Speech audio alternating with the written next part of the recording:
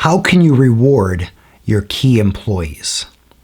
You'll get the answer to that question today, as well as other questions like, what are stock appreciation rights? What is a stock appreciation plan? What is a phantom stock plan? What is a bonus plan? What is a bonus based on a formula? What is a discretionary bonus? And do financial rewards actually change employee behavior? I'm Aaron Hall, an attorney representing business owners and entrepreneurial companies. If you're a business owner, these videos are for you to help you spot issues to discuss with your attorney, to avoid legal problems, and to grow a great company. If you haven't yet downloaded the 7 common legal mistakes made by new businesses, it's a free cheat sheet I have available. It's yours if you're an entrepreneur or you're a business owner. Just go to aaronhall.com/free. That's AARONHALL.com/free. It's a free download that I'll email to you. I'll also send you some other valuable educational resources. How can your company reward key employees? Well, first off, you have the recognition, encouragement, the atmosphere, the vibe, the culture that you create. That's kind of what I call non-monetary recognition. And I think that's really valuable, perhaps more valuable than monetary. But today I'm going to talk about the different types of monetary recognition. All right, the first one is stock appreciation rights. What are stock appreciation rights? Stock appreciation rights are generally in large companies where once the employee starts, whatever the stock is priced at on that day, the employee gets the financial benefit as the stock price increases during the employee's time at the company. So, to the extent that the stock appreciates in value, the employee has a right of financial benefit from that appreciation. It can be set up a lot of different ways, but that's the gist of it. What is a stock appreciation plan? Typically, that is a company-wide plan that provides stock appreciation rights to employees.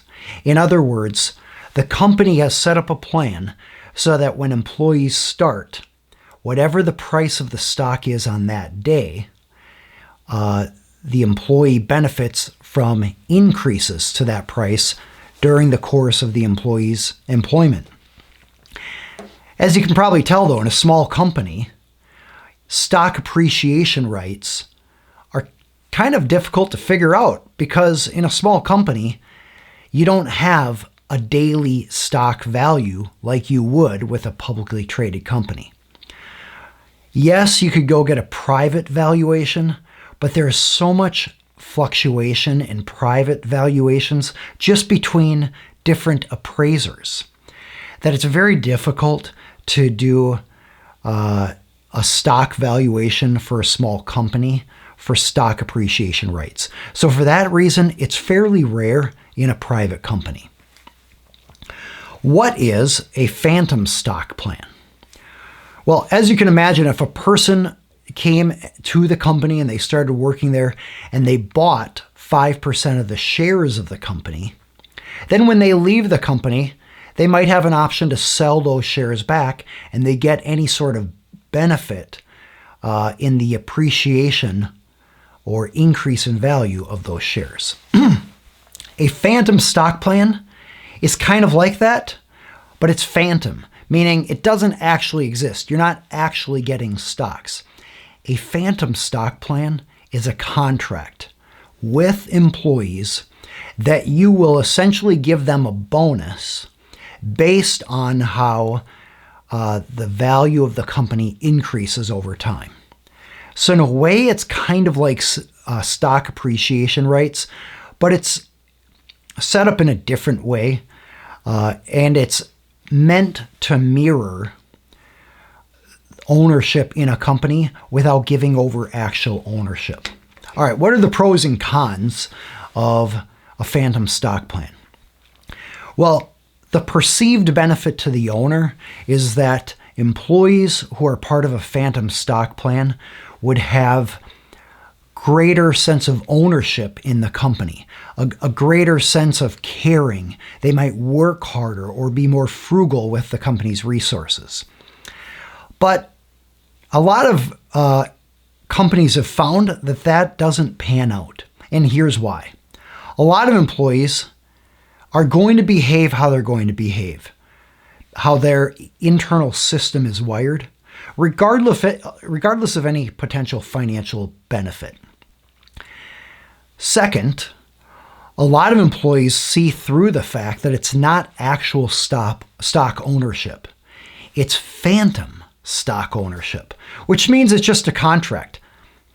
The other problem with it practically is that in order for an employee to be compensated under a phantom stock plan, the stock has to be valued. And valuation of a privately owned company can be very difficult and expensive because you have to hire a private appraiser to value the company. So that's the problem with phantom stock plans. So you're a company owner. You want to reward your key employees. What's another way to do it? You could do a bonus plan. What is a bonus plan? Well, it's simply a plan to give them additional compensation over and above whatever their salary or hourly rate is. And this bonus plan might apply to an individual, a segment of employees, or all the employees. The bonus plan might be confidential and only available to those who know about it, or it might be known by all the employees. But that's what a bonus plan is. Now, a bonus plan can be based on a formula or it can be discretionary. What is a bonus plan based on formula? That is a bonus or additional compensation that the company will give to the employees based on a specific formula that you could put in a spreadsheet. Or perhaps it might be based on certain scores or ratings that the employee or a department or a team gets over time. What's an example? An example of a bonus plan based on a formula might be if the company hits certain revenue goals, then every employee will get a 3% bonus based on the value of their salary. So a person making a $30,000 salary would get a 3% bonus of $30,000. Or they would get a bonus of 3% of $30,000. A person making $100,000 would get $3,000 if it's a 3% bonus. Another example might be based on the individual employee's performance. The problem with these formula-based bonuses is, first, they can be hard to calculate. But let's say you figure that out. Second, they can be easy to game. In other words, employees can game the system. They can be terrible, but they do exactly what's needed to get their bonus. And now you find that you are giving a bonus to an employee who's terrible in most regards to the job, but not in the specific metrics that are being rewarded in the bonus formula. What's an example? Let's say you have a bonus that says to attorneys, you will get a percentage of the company's profits based on certain billable revenue that you bring into the company. Seems like a great idea. We want to encourage revenue. Why not reward the attorneys who bring in more revenue and hit certain goals with a little bonus at the end of the year. The problem is you might have an attorney who is faithful and loyal and positive, who shows up early, who helps their coworkers, but none of those things are part of the formula. And then you have another attorney who shows up late, has a bad attitude, gossips, doesn't help coworkers, but does actually bill more, and that attorney is going to get rewarded. Which employee, in this case, provides more value and reinforces a positive culture? The one that didn't get the bonus. So that's why you can see formulas can be really counterproductive because they highly incentivize certain behaviors and they don't recognize other behaviors. Now you might say, well, let's just do a formula that looks at all sorts of factors. The problem is now you're getting complicated. It's a lot of data to track, and having too many factors can dilute employees' attention. In other words, if the employee is trying to focus on everything it takes to get that raise, they might feel like, you know what, it just takes everything. And that diminishes the goal of a compensation plan, which is to drive certain behaviors and get employees to stay focused on what matters most. All right, so what a lot of employers say is, all right, in light of all those problems with a stock appreciation rights or phantom stock plan or formula bonus system, what are we going to do? Well, you can do a discretionary bonus plan. What is a discretionary bonus plan? It's simply a plan that a company has to give bonuses at management's discretion to employees who have contributed in extraordinary ways to the company, above and beyond. What that does is it allows the management to determine who really has contributed in ways that perhaps we hadn't contemplated when the year started, but we have realized that person has gone over and above what they were expected to do. Maybe that person, when there was a real conflict in the company, they brought peace. When there was strife, they brought people together to help them see the other side of different concerns. Maybe they were positive. Maybe they were encouragers. Maybe they spent a lot of additional time helping teammates with their projects. Discretionary bonuses allow companies to look with the benefit of hindsight back at the year and say, how do we want to reward people who truly contributed to the company? So the company may still set aside a bonus pool or a compensation pool, but instead of telling all the employees in advance what criteria will be used, the company reserves some discretion. Now, by the way, you can use a hybrid of all these. Of course, it gets more complicated when you do that, but you could use formula and discretionary bonus. That's a way to say, hey, we wanted to reward these factors, but we also want the discretion to reward people who've done something that wasn't identified in the criteria in advance. All right, well, what should you do? I think it comes down to you answering one important question, and that is, do financial rewards actually change employee behavior? There's a lot of data indicating that although financial rewards might temporarily change employee behavior, employees often revert back to their standard practices and patterns, fears, anxieties, and tendencies. In other words, look at your employees right now. Certain people always do the right thing and they work hard and they do what's best for the company on a regular basis, even though you may not have any additional compensation for them or any particular incentives for that behavior. Other people, they're just problematic employees. They make decisions based on what's in their best interests. They're not self-disciplined. They cause other problems. And then you have a variety of people in between.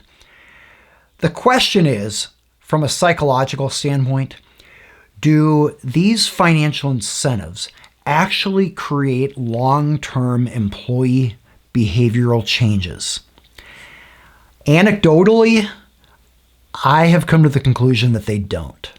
In other words, it's best to pay people who are doing well for the good work they're doing, not necessarily hold a bonus over their head.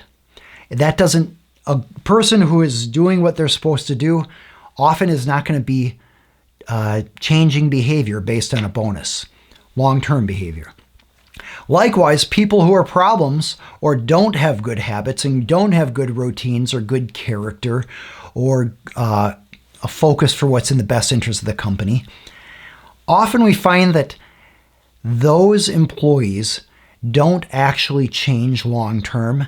What they might do is try to game the system to get some sort of bonus, but it doesn't produce long-term meaningful change contributing to the company. So a lot of business owners who have looked at all these different ways to reward key employees have said, you know what, the key is finding good people and then compensating them fairly for their contribution on an ongoing basis. This idea of a delayed bonus or reward may work in a discretionary manner just to bring fairness to the situation, so a person is fairly compensated for extraordinary effort. But most business owners who have gone through this and have really spent the time have determined these little incentives turn out to be ineffective gimmicks, essentially. So I've shared with you my opinion on how you can reward key people in your company. I think it's great to focus on the non-monetary rewards. That's encouragement, recognition, coaching, training, looking out for their best interests, thinking about their career, making sure that you find out what work is meaningful to them, what annoyances they have, and do what you can to help make that job better. But this idea of some sort of bonus, monetary bonus down the road, most of the time I've seen, it just doesn't create long-lasting behavioral changes in the employees. And it actually is fairly distracting and expensive to set up. And then, of course, the compensation that's required for that is an expensive part of the budget as well. If you found this helpful and you'd like to get more educational videos like this for business owners running companies, feel free to subscribe to this channel. You can click that you like the video if you'd like more videos like this, and put a thumbs down if you don't want more videos like this. If you have questions, feel free to leave them in the comments below. I use those questions to look for topics to discuss in future videos. Also, if you haven't downloaded yet the free cheat sheet, 7 Common Legal Mistakes Made by New Businesses, make sure you get that at aaronhall.com/free. It allows you to both get that resource and then get a number of other exclusive videos, free educational content that I provide from time to time for business owners who are trying to grow great companies. If you'd like to learn more about me, you can find me at aaronhall.com. And again, if you want to get that free resource, /free at my website.